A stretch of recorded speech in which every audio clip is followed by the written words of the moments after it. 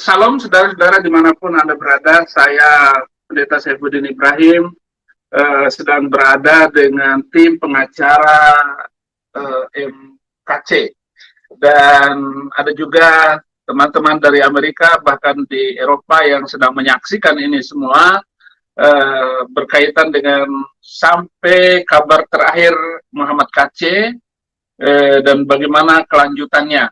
Nah, sebelah kiri saya ada ketua pengacaranya Pak Kamarudin Simanjuntak yang akan membicarakan dan menyampaikan hal-hal yang penting berkaitan dengan isu-isu yang beredar selama ini.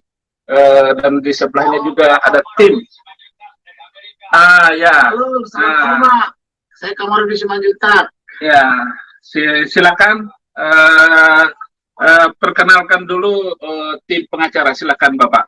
Baik, saya Kamarudin Simanjuntak, advokat dan konsultan hukum dari kantor Perma Hukum Victoria. Di sebelah kiri saya ada Martin, juga rekan kerja saya.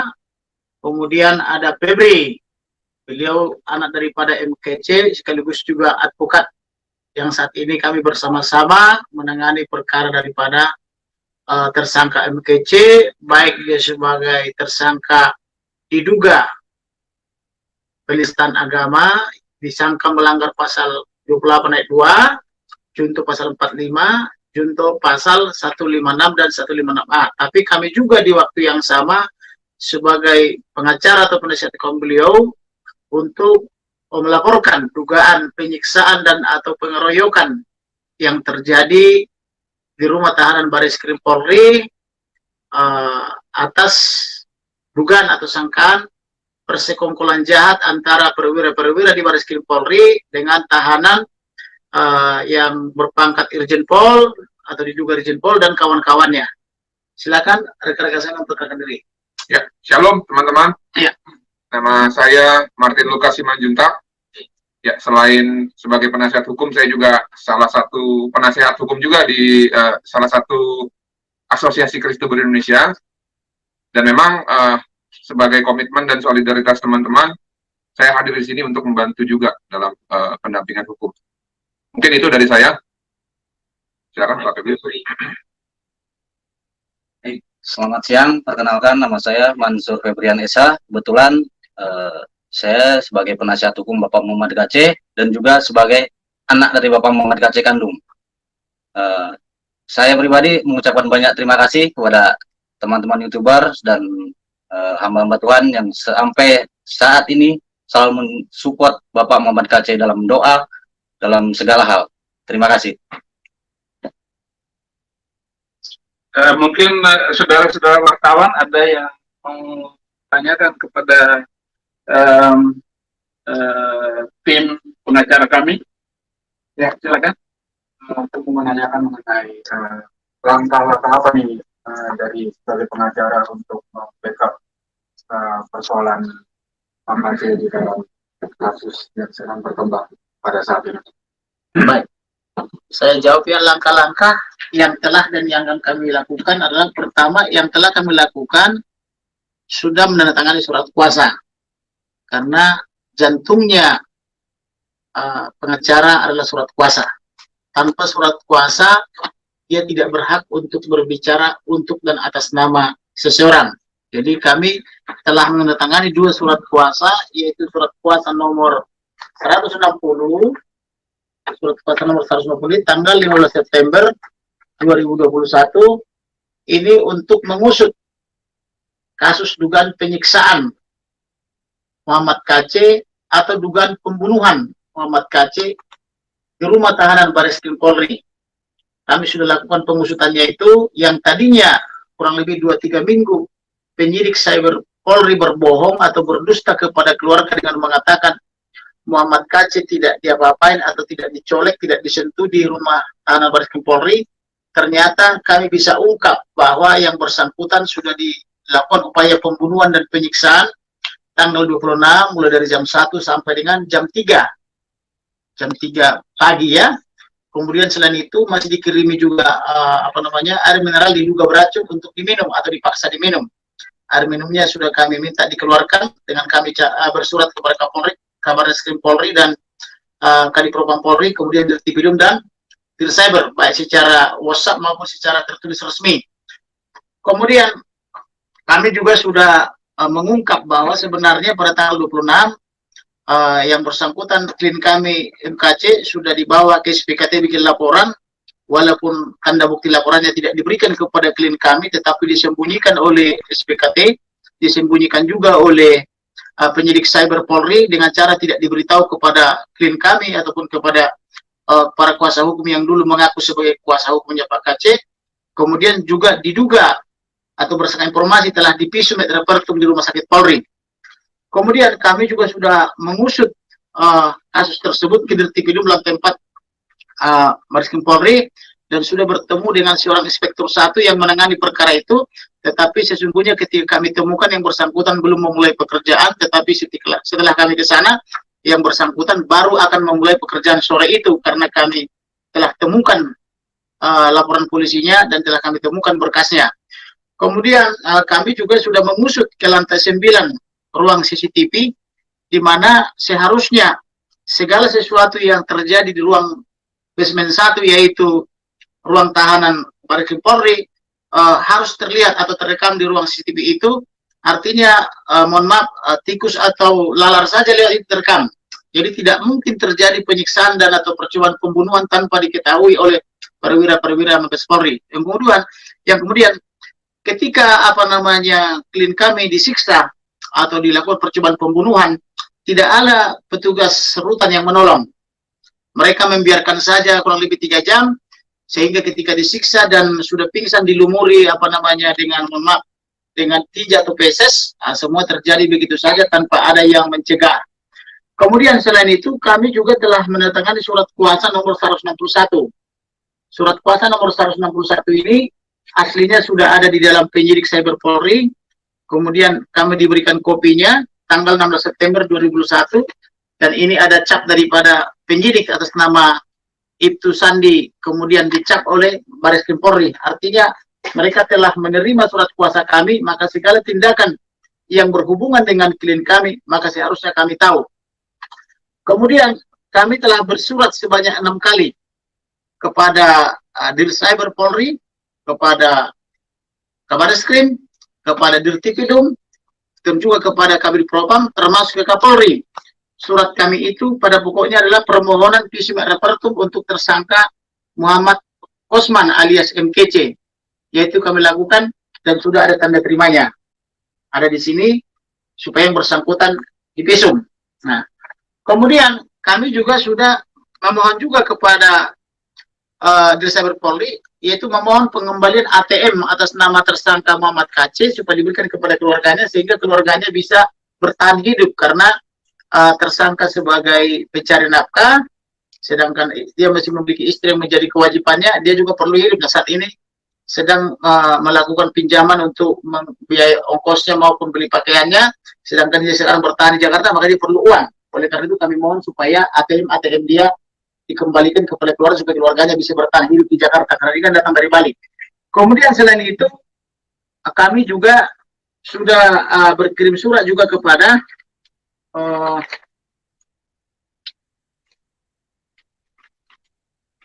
Direktur Tindak Pidana Cyber Polri, yaitu pada tanggal 20 September 2021, tanggal 20 September 2021, pada pokoknya memohon keterangan atas penyiksaan tersangka Haji Muhammad Usman alias MKC atau atas dugaan pembunuhan di rutan Barreskrim Polri. Kemudian permintaan visum et repertum, CT scan, MRI, X-ray, kemudian pemeriksaan ahli forensik dan psikis serta ahli psikiater dan ahli psikolog forensik atas diri tersangka Haji Muhammad Usman alias MKC. Karena kenapa? Karena klien kami ini selain dilakukan dugaan percobaan pembunuhan, kemudian itu disiksa, tapi yang bersangkutan itu juga dimintai keterangan tanpa didampingi penasihat hukum oleh penyidik cyber Polri, sehingga semua keterangan yang didapat oleh Direktur Cyber Polri itu adalah cacat hukum, karena orang yang sedang disiksa, sedang mengalami kesakitan, tetapi tetap dimintai keterangan tanpa diberitahu kepada keluarganya, tanpa dibawa berobat.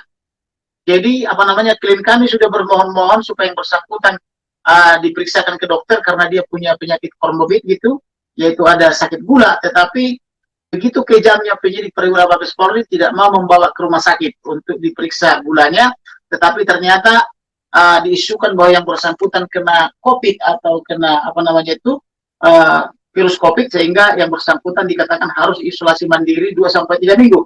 Tetapi kenapa yang bersangkutan diisukan COVID, ternyata dapat kami ungkap bahwa tersangka Muhammad Kece ini selama 2-3 minggu dijejali obat penahan rasa sakit sekaligus obat mengobati apa namanya bekas-bekas penyiksaan itu, supaya ketika diperhadapkan dengan keluarga harapan mereka sudah tidak terlihat lagi.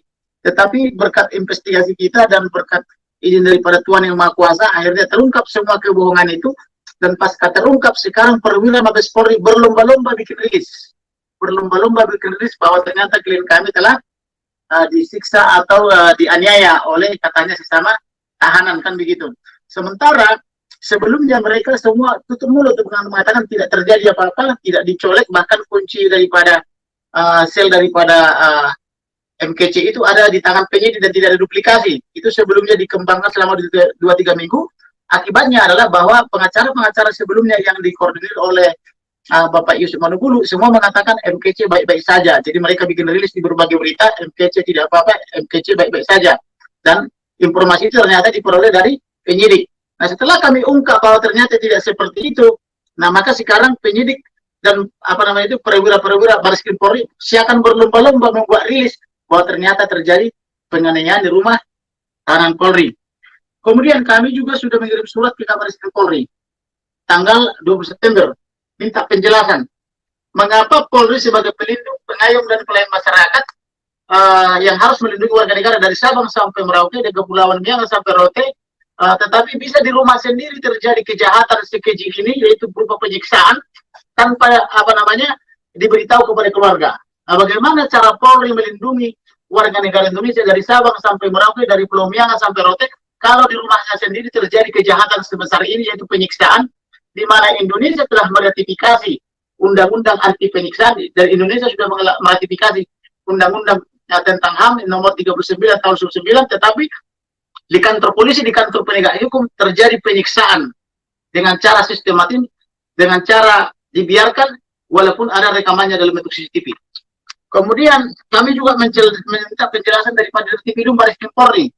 Kenapa kami minta penjelasan kepada Dirtipidum Bareskrim Polri ini? Karena ada upaya menutupi kejadian ini dengan cara SPKT Bareskrim Polri dilarang memberikan surat tanda bukti lapor, dilarang memberitahu nomor bukti laporan tanggal 26 Agustus 2021, juga dilarang memberitahu visumnya.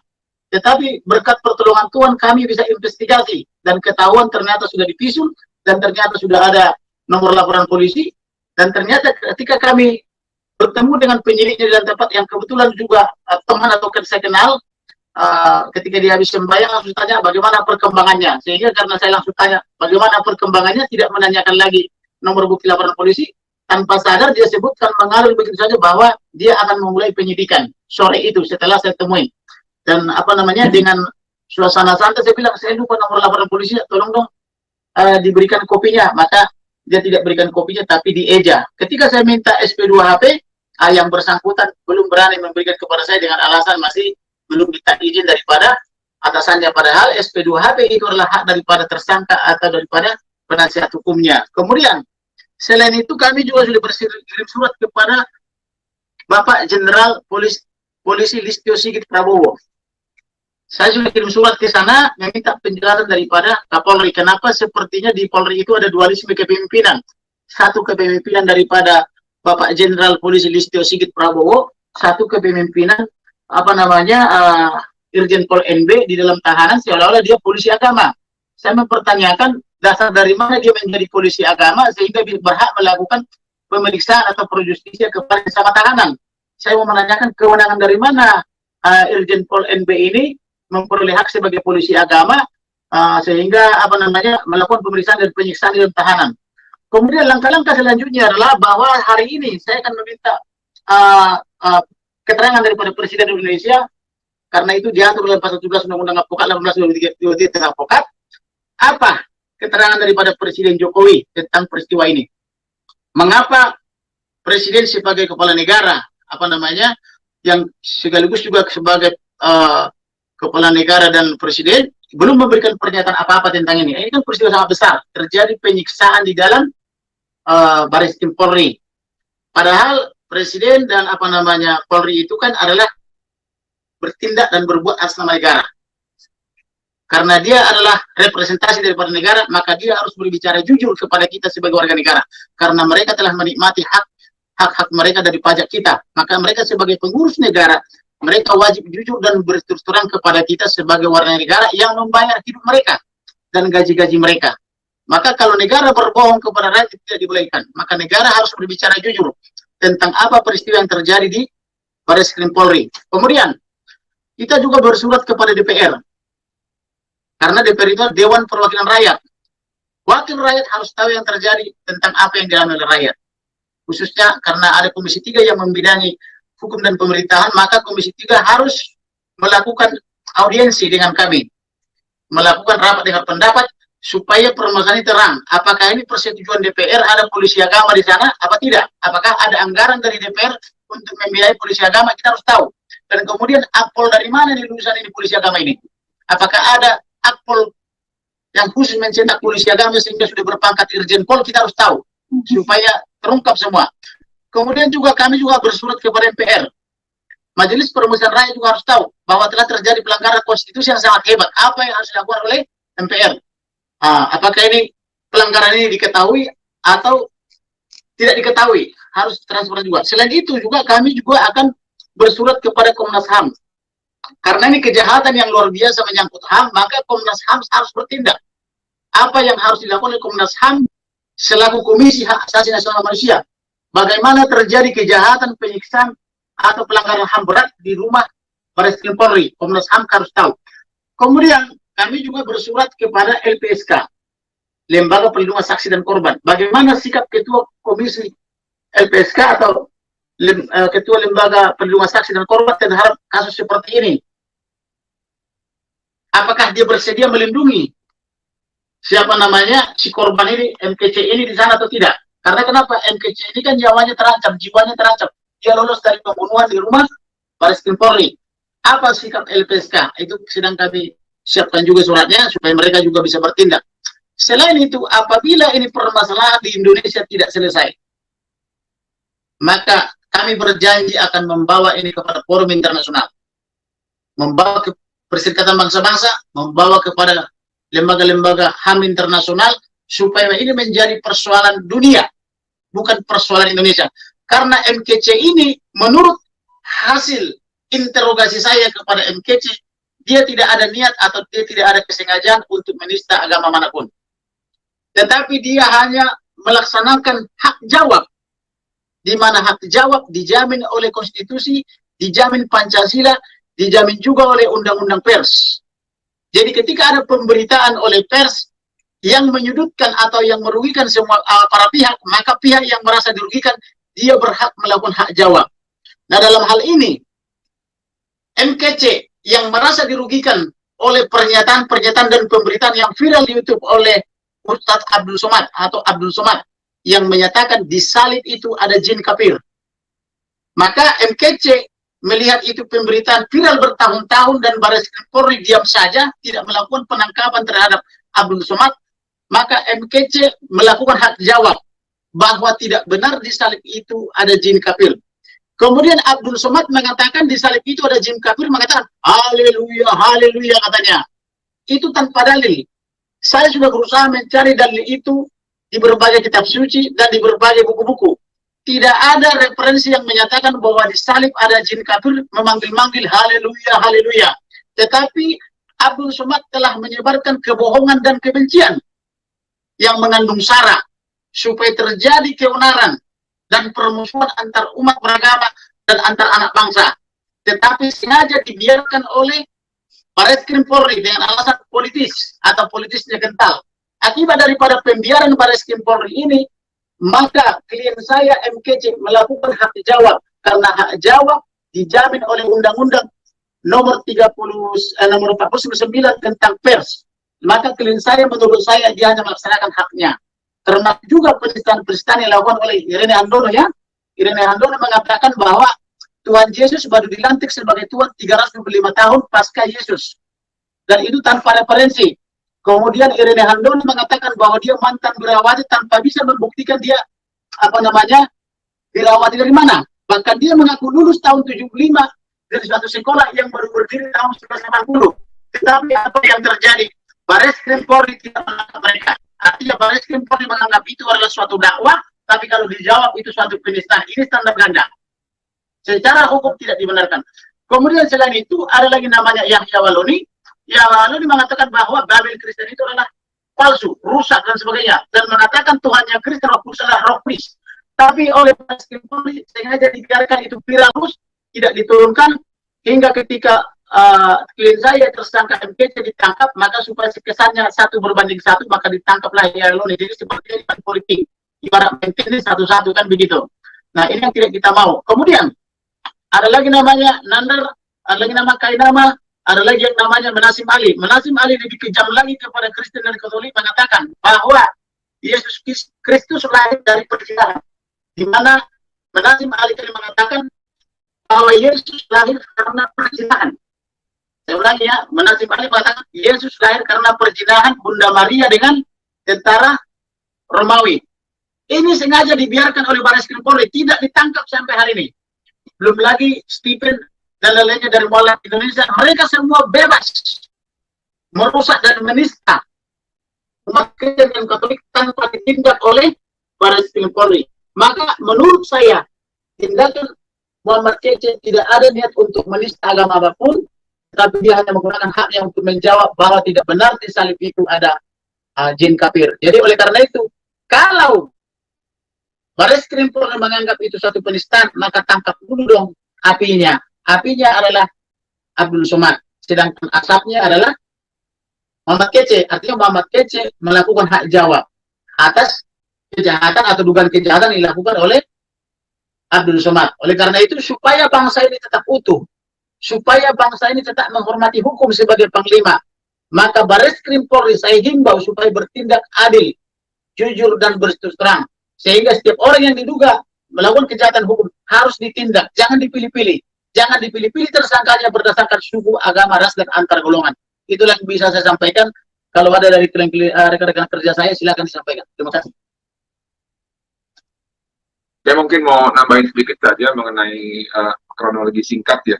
Di awal pada saat Pak Kece tiba di Jakarta tanggal 25, saya dan salah satu rekan pada saat itu dari tim kuasa hukum yang lama bertemu dengan salah satu penyidik di malam hari, yang akhirnya kita sepakati bahwa di siang hari tanggal 26 jam 12 kita akan dipertemukan dengan Bapak Kece.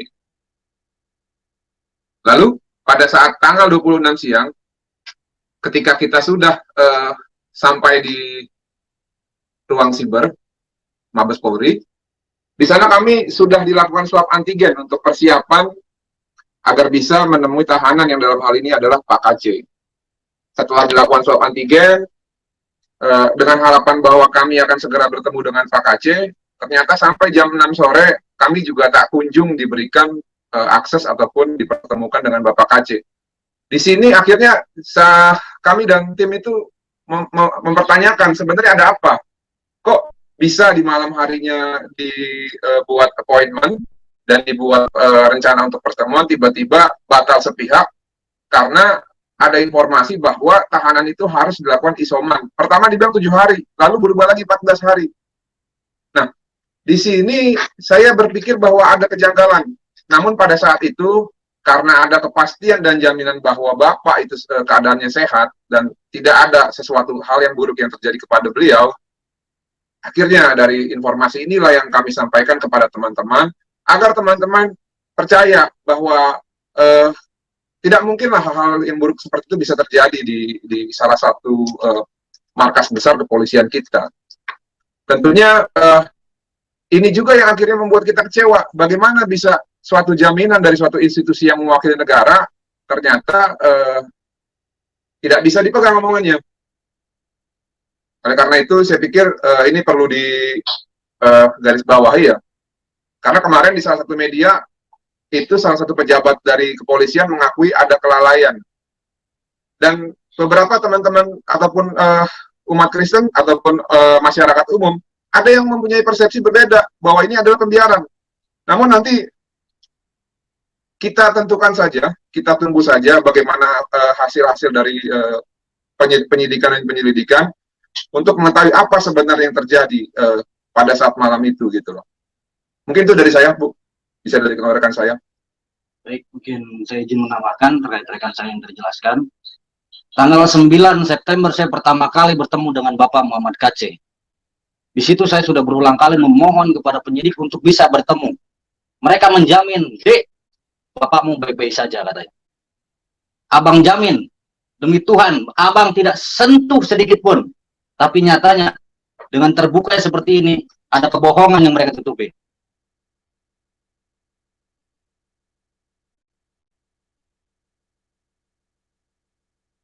Berulang kali saya memohon ingin bertemu dengan Bapak. Berulang kali saya memohon ingin bertemu dengan Bapak KC. Alasannya nanti, Dek, katanya. Ini prosedur dari Kemenkumham bahwa harus isolasi mandiri selama 14 hari. Dan ternyata ketika saya bertemu dengan Bapak Muhammad KC dan beliau menunjuk saya supaya mengkoordinir, mencarikan kuasa hukum untuk membela beliau di dalam untuk perkara hukumnya. Dan saya lihat kondisi fisik Bapak Muhammad KC di lengan sebelah kiri masih saya lihat ada lebam hitam. Kemudian di punggung sini masih ada lebam hitam dan beliau mengatakan tulang rusuk saya kemungkinan patah. Itu beliau yang bisikan kepada saya. Dan beliau kasih ke saya adalah bentuk obat, tolong dicek apakah ini racun. Dan itu sudah bersurat ke Kabar Reskrim yang ini oleh rekan saya juga. Mudah-mudahan ada ketransparansi dan keterbukaan dari pihak Kabar Reskrim untuk mengusut tuntas tindakan-tindakan yang di luar koridor hukum. Karena polisi bertindak berdasarkan undang-undang dan berdasarkan kode etik. Dan kami mohon kepada Bapak Insinyur Joko Widodo selaku Presiden, tolong diusut tuntas. Jangan dibiarkan tindakan kesewenang-wenangan ini terjadi. Dan saya juga memohon kepada Kompolnas, kepada LPSK, dan juga kepada Komnas HAM, supaya ikut andil mengawal perkara Pak KC. Karena patut digarisbawahi bahwa Pak KC masih disangkakan melakukan penistaan agama. Karena apa? Ini belum berkekuatan hukum tetap dan masih dalam proses penyidikan.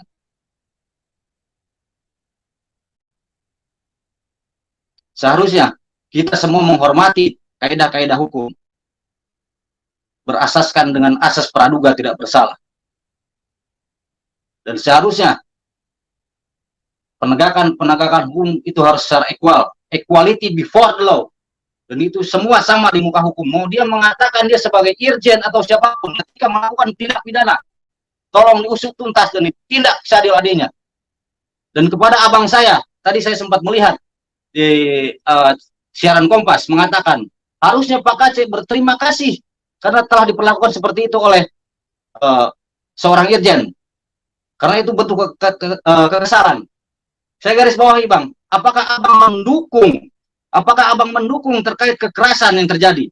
Sedangkan Indonesia sudah meratifikasi Undang-Undang HAM. Jadi saya mohon, ketika penegakan hukum sedang berjalan, jangan sampai ada statement-statement yang merugikan atau mencari sensasi di luar sana karena persoalan politik. Selama 2 minggu kami dari pihak keluarga dan saya juga sebagai kuasa hukum sudah dinindabobokan dengan alasan isolasi mandiri. Dan satu pertanyaan saya, ketika misalnya Bapak Muhammad KC mati di dalam tahanan, apakah kalian akan mengatakan Pak KC kena COVID? Tolong kepada Bapak Kapolri, diusut setuntas-tuntasnya kepada Bapak Kabar Reskrim. Tolong jangan ada keberpihakan. Dan kepada abang-abang penyidik yang sudah membohongi saya berminggu-minggu, tuntaskanlah tugas kalian sesuai koridor hukum dan berdasarkan kode etik. Jangan karena Anda takut melihat bintang ataupun apapun. Karena nasib bangsa ini ketika penanganan hukum ada di tangan-tangan kalian.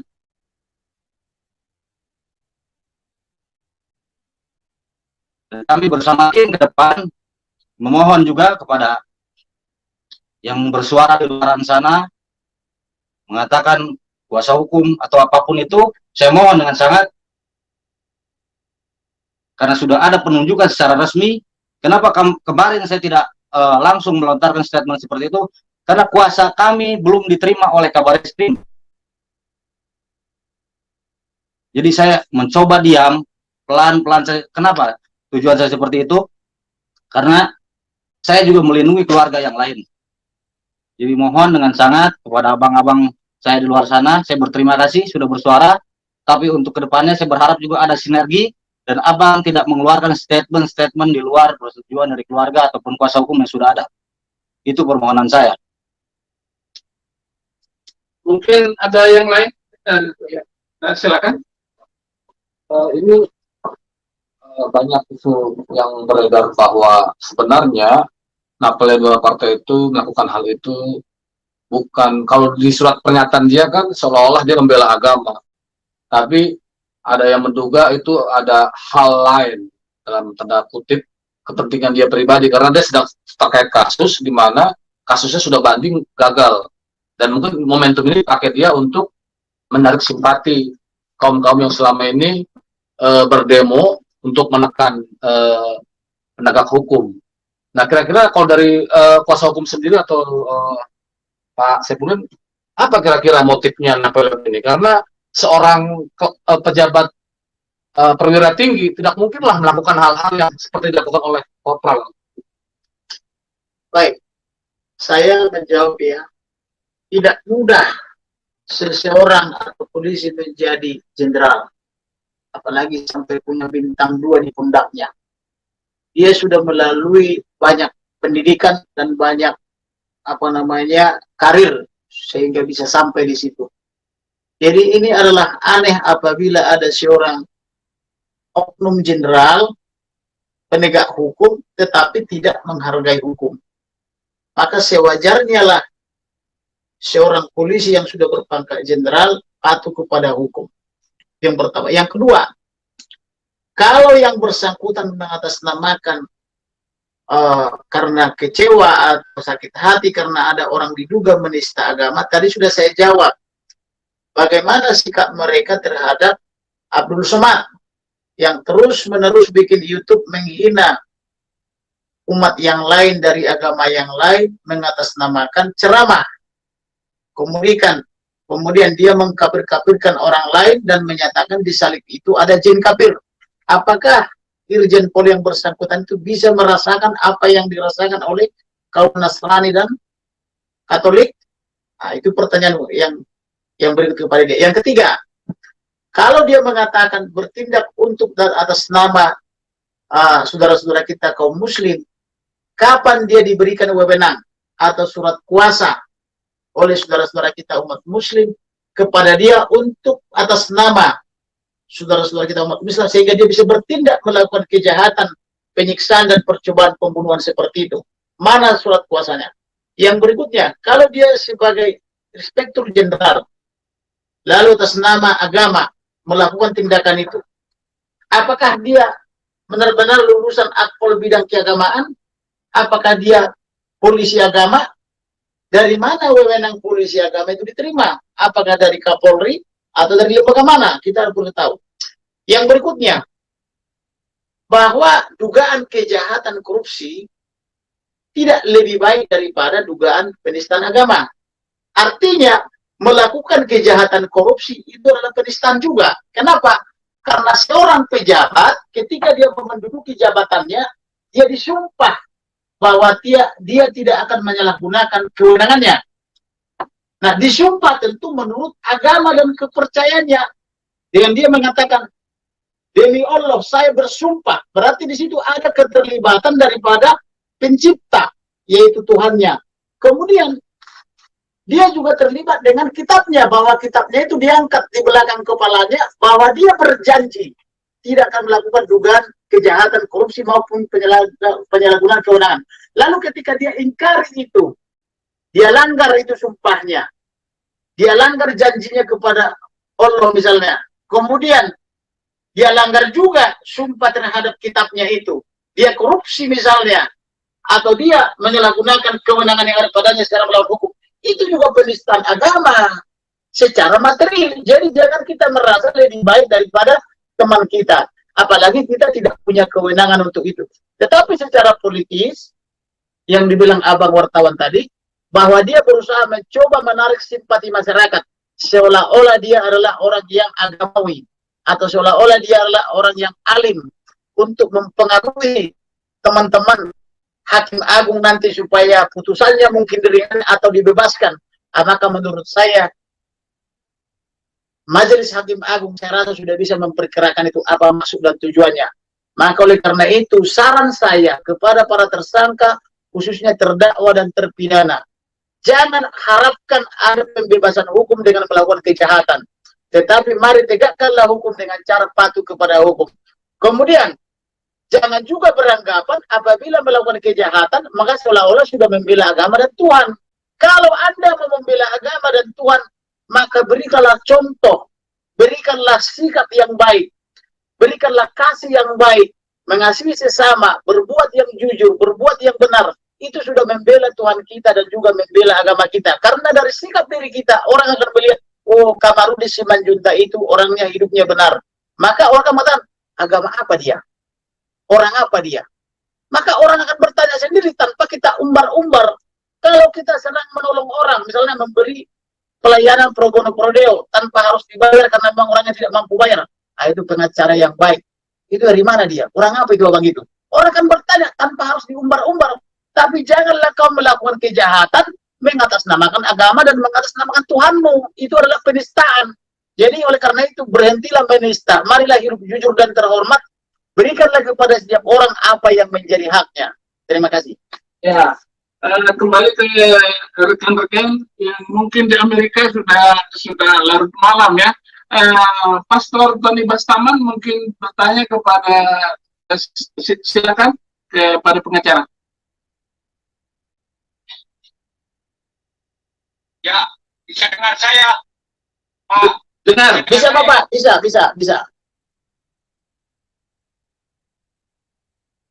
Bisa dengar, bisa. Saya melihatnya di momentum ini ada pelanggaran hak asasi manusia yang Betul. sangat berat, Ya. kriminal.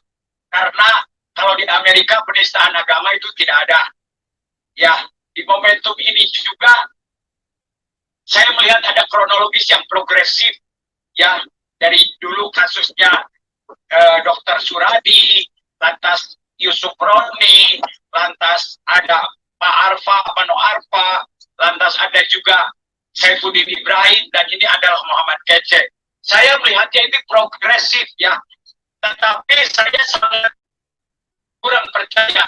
Walaupun di Indonesia seharusnya tadi Pak Febri mengatakan equality before the law, tetapi in reality ada unwritten law, hukum yang tidak tertulis di dalam kenyataannya.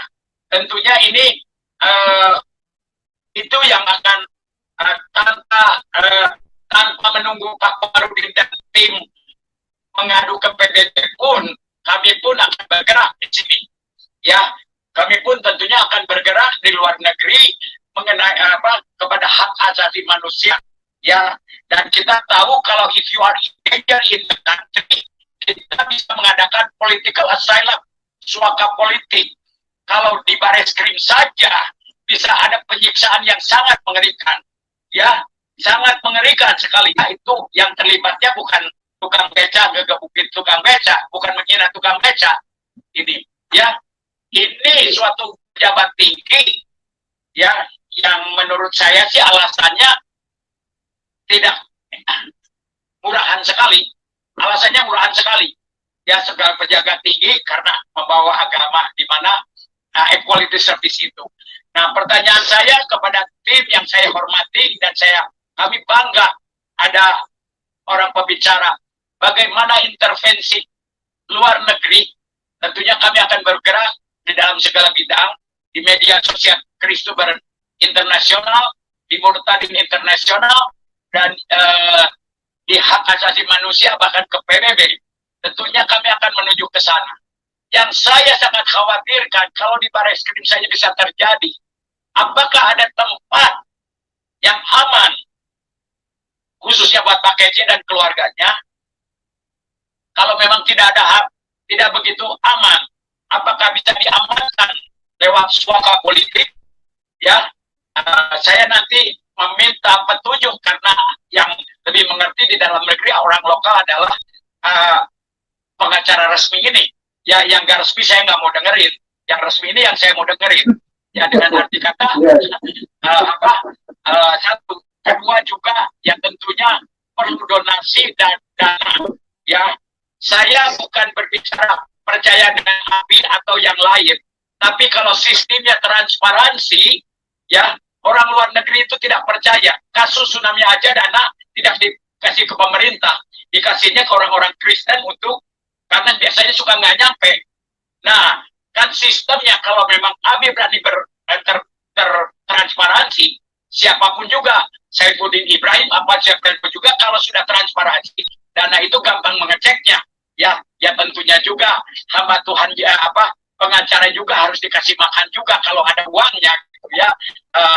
Kita sudah apa? Tapi poin ini saya mau bicara apa yang bisa kita intervensi dari luar negeri, entah itu dari Amnesty International Amnesty, karena di internet. Satu lagi poin kedua yang saya hormati pengacara, ya, ini kan kasusnya HAM, ya. Kasusnya HAM. Sekarang saya dengar di Indonesia ada kasus Munir sedang dimunculkan. Kasus 2019 sedang dimunculkan. Kenapa kasus 1098 Mei tidak dimunculkan? Sudah ratusan lebih orang Tionghoa, orang Kristen diperkosa, dibakar. Bahkan sudah ada di koran resmi Kompas. Yang Munir yang satu orang meninggal dimunculkan walaupun dia punya rahasia. Ya, kasus 19 yang saya tahu, yang saya dengar cuma 10 orang. Kenapa kasus ini tidak dimunculkan lagi di era di mana yang saya juga melihat ada progresif di rezim ini, ya, ada progresif dibandingkan rezim-rezim sebelumnya. Kenapa tidak dimunculkan? Itu kan satu paket, ya. Tidak tahu dari berapa ribu gereja pernah dibakar di Indonesia, berapa pendeta yang pernah dibunuh, ya. Itu hanya gemercing saja tetapi tidak ada hasilnya. Saya rasa ini satu paket, dan bagaimana saya meminta advis kepada yang saya hormati Pak Komarudin Sitompul Sebagai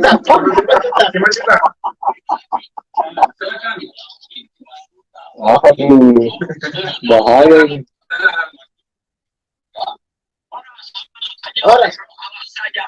Orang. Jadi yang bisa saya jawab terkait dengan pertanyaan Bapak tadi adalah bahwa lembaga-lembaga HAM internasional, termasuk PBB, termasuk ormas-ormas lainnya dari internasional, bisa mengintervensi presiden atau pejabat tinggi negara Republik Indonesia supaya patuh hukum. Alasannya kenapa harus patuh hukum? Karena pemerintah Indonesia atau negara Republik Indonesia telah meratifikasi undang-undang tentang HAM. Maka Indonesia wajib patuh kepada hak asasi manusia. Yang kedua, Indonesia telah meratifikasi juga undang-undang tentang larangan penyiksaan. Tetapi ini terjadi penyiksaan dan percobaan pembunuhan justru di rumah Bareskrim Polri. Oleh karena itu harus ada yang bertanggung jawab, pejabat negara atas nama negara Republik Indonesia, supaya tidak terulang terus-menerus di kemudian hari. Saya sebagai bakal calon pemimpin negara ini keberatan apabila terus dicemarkan Bareskrim Polri dan institusi Polri itu. Karena saya sebagai bakal calon pemimpin di masa depan untuk negara ini, saya mau citra negara ini baik di mata internasional, supaya orang berlomba-lomba investasi ke Indonesia. Saya mau citra penegakan hukum di Indonesia ini harus bagus. Supaya kenapa? Supaya orang asing, khususnya dari negara-negara maju, percaya untuk berinvestasi di Indonesia. Oleh karena itu, terima kasih kepada teman-teman di luar negeri apabila ada lembaga-lembaga HAM internasional atau ormas-ormas internasional, khususnya negara-negara beradab, yang mau turut campur atas masalah ini.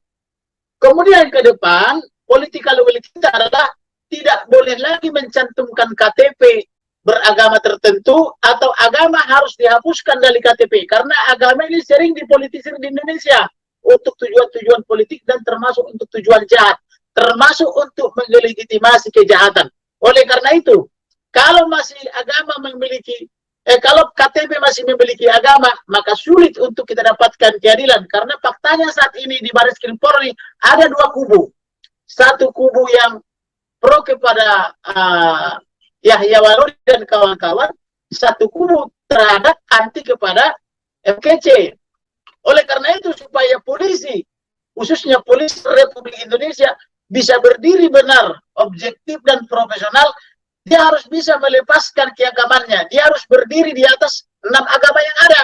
Tapi kalau ketika dia bertindak masih melihat KTP-nya agama apa, maka dipastikan dia akan subjektif. Dia tidak akan bisa bertindak objektif. Nah, kemudian mengenai suaka, memang ada baiknya karena MKC ini menjadi target akibat perbuatan daripada Irjen Pol LB, seolah-olah dilegitimasi apabila dibunuh atau ditiadakan MKC ini, sebaiknya memang MKC ini dilindungi oleh negara-negara barat dan negara-negara superpower seperti Amerika, Prancis, Inggris, apapun Jerman misalnya, supaya jiwa dan keselamatannya terjamin. Karena kenapa?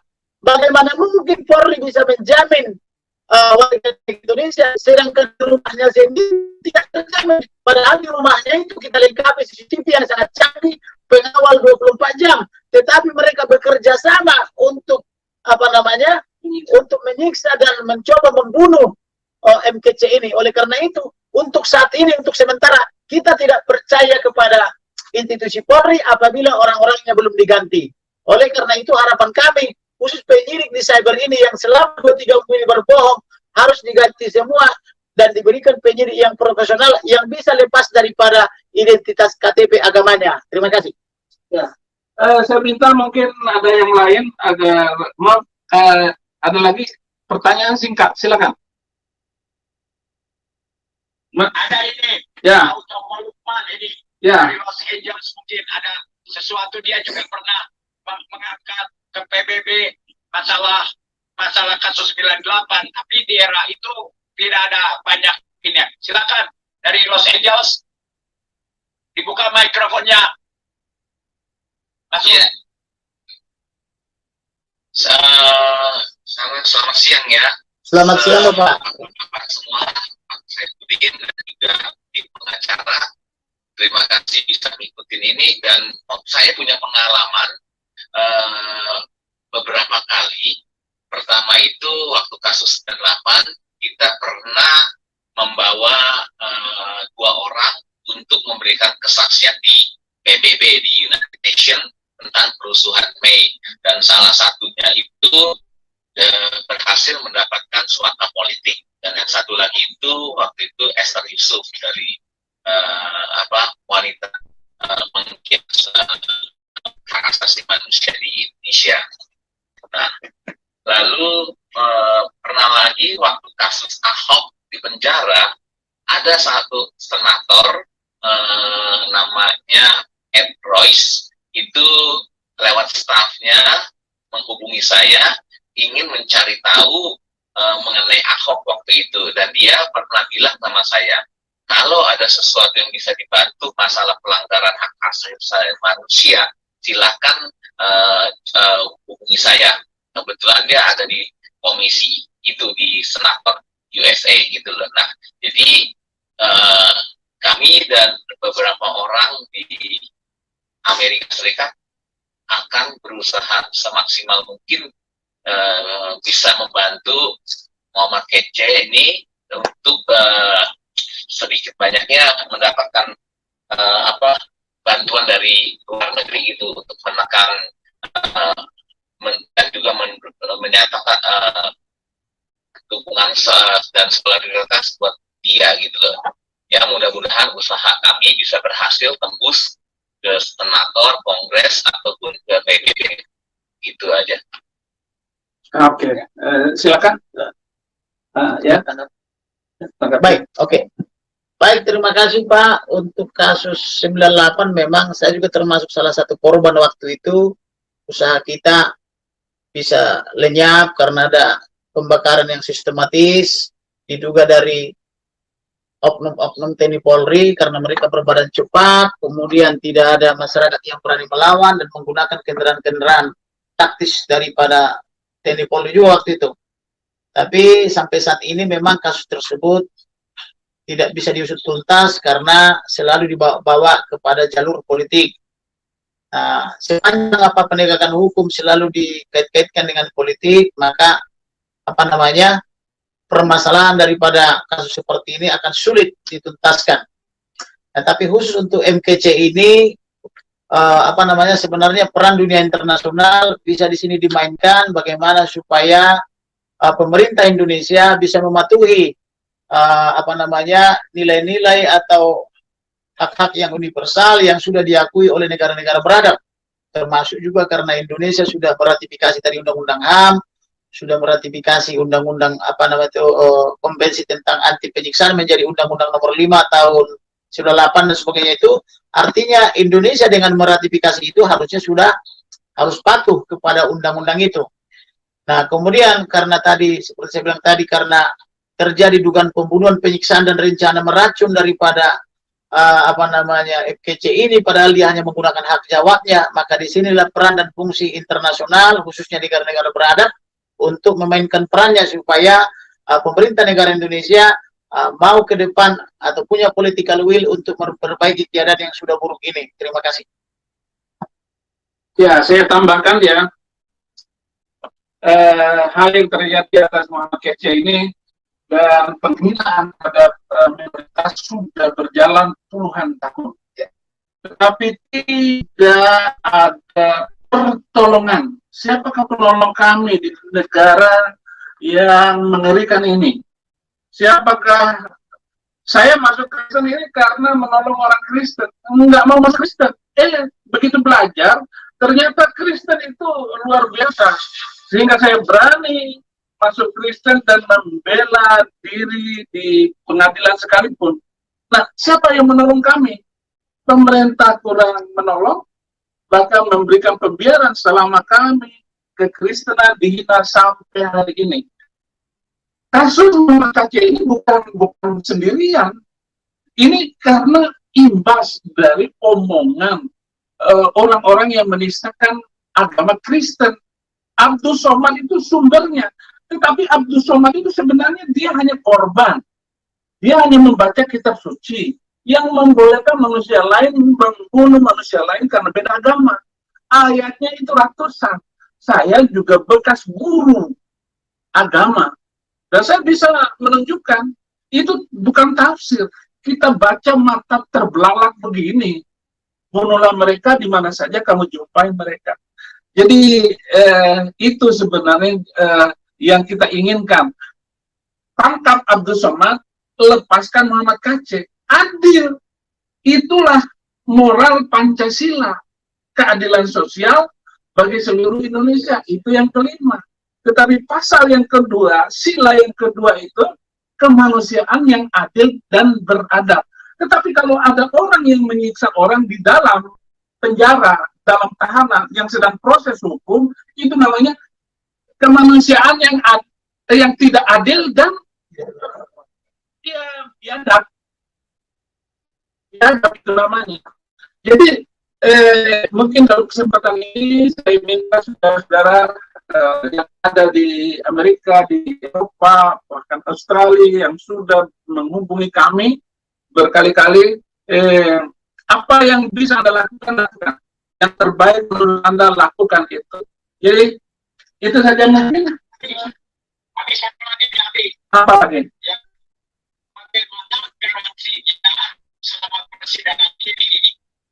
Ya, kita kan tidak mau apa yang terjadi, entah itu diracun di dalam atau bagaimana, ya kejadian lagi bagaimana mereka bisa garansi apakah bisa diamankan dulu, misalkan dibawa ke luar negeri dulu sampai nanti persidangannya atau bagaimana, ya kita akan bergerak dengan nanti itunya.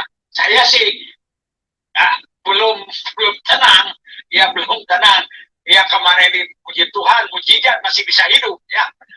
Tapi kan traumanya sudah itu, sedangkan di luar negeri itu, if you are in danger in this country, bisa mendapatkan suaka politik. Nah, itu yang pertanyaan saya. Apakah selama ini kejiwaannya, keselamatannya dijamin sama pemerintah? Apakah ada apa namanya, harus dijemput ke luar negeri atau bagaimana itu supaya aman dulu nih? Masalahnya kan sidang bisa ini di momentum ini. Ya, saya jawab sementara dulu bahwa memang saya dan tim pengacara bahkan pula nggak bisa tidur dari kemarin sejak ini beritanya muncul penganiayaan Muhammad Kc, jangan-jangan dibunuh begitu. Tetapi untuk menjawab saya serikan lagi jawaban kepada ketua pengacaranya. Jadi begini, kalau kita mau mengajukan suaka politik, kita harus tahu dulu negara mana yang bersedia memberikan perlindungan suaka politik. Misalnya, apakah Amerika, apakah Vatikan, apakah Jerman, Kanada, Perancis, atau Australia misalnya, kan harus ada dulu negaranya. Lalu untuk teknis nanti kan kita ajukan permohonan.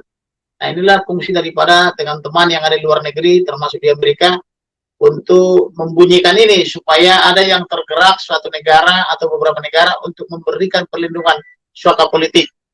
Kemudian mengenai jaminan, tidak ada jaminan di sini.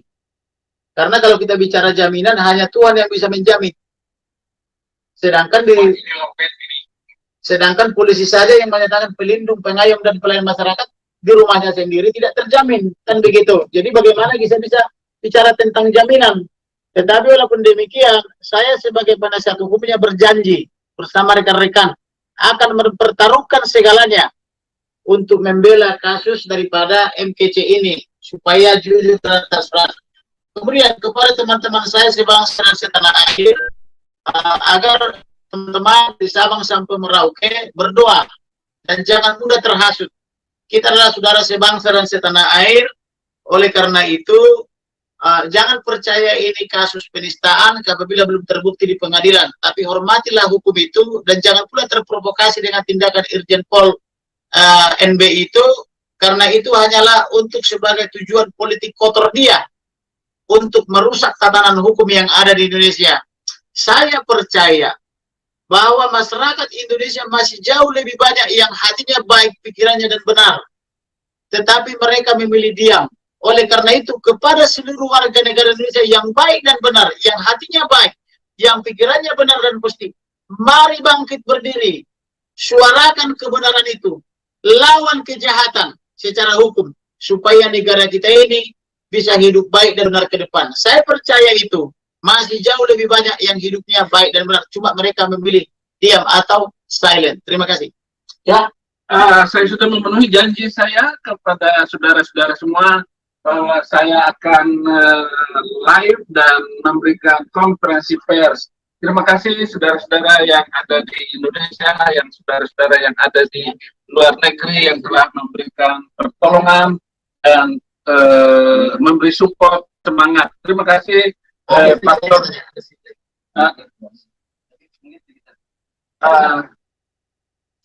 terima kasih. Biarlah Tuhan yang memberikan pertolongan seterusnya. Tuhan Yesus memberkati. Amin. Apa?